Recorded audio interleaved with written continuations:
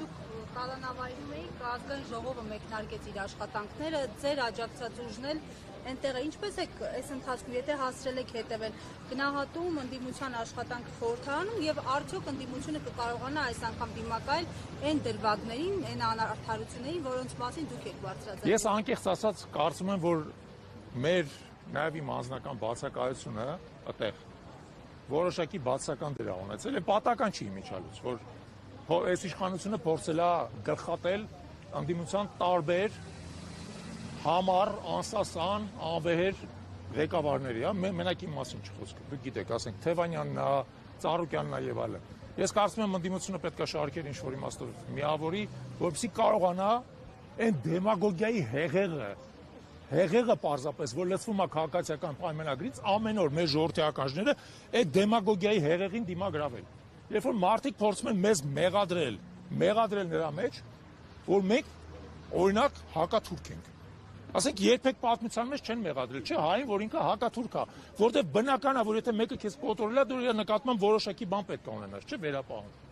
Հիմա ազգային ժողովում քաղաքացիական պայմանագրի կարկառուն դեմքեր դուրս են գալի ընդդիմությանը, մեղադրում են նրա մեջ, որ իրանք տեսնում եք հակաթուրք են, չեն սիրում թուրքերին, կամ ինչպես կարելի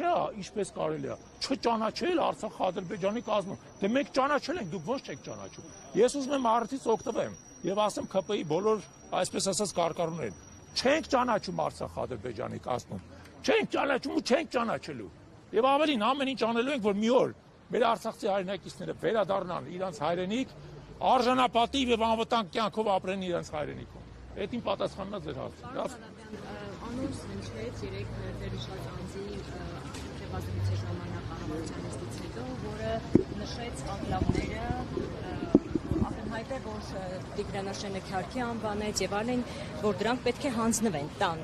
Հիմա ընդդիմությունը եւ ներսում ազգային ժողովից եւ դրսում ինչ պետք է անի, դուք էլ փաստորեն ազատության մեջ եք։ Չպետք է թույլ տանք։ Պետք է հասկանալ հետեւյալը, նախ այդ անկլավները ոչ մի անկլավել չեն։ Հայաստանի Հանրապետությունը, երբ որ անդամակցել է Խորհրդային Միությանը, դա Հայաստանի Հանրապետության տարածքներն եղել, ապօրինի փաստաթղթերով են դրանք հանձնվել Ադրբեջանին, չկա որևէ օրինական փաստաթուղթ, որը հաստատում այդ անկլավների հանձնումը Ադրբեջանին, եւ պետք է ամեն ինչ անել, որպեսզի դա տեղի չունենա, որովհետեւ դա Հայաստանի անդամահատման շատ կարճ ճանապարհ է։ Հայաստանի